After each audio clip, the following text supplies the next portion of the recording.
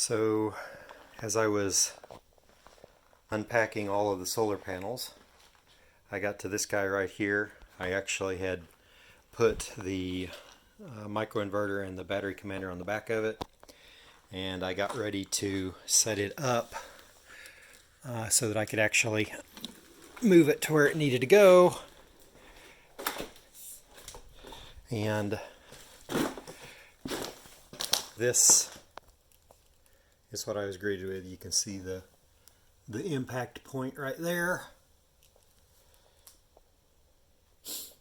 And the entire panel is just completely shattered. It's really kind of amazing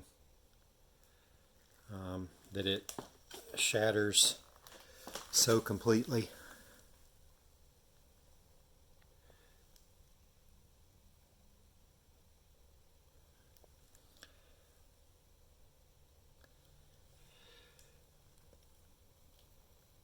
So anyway, that's what the panel looked like. I'm going to move it out of the way. Sorry about this.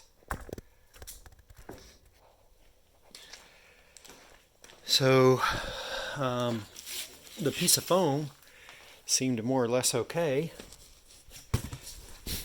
but for the box that it was in,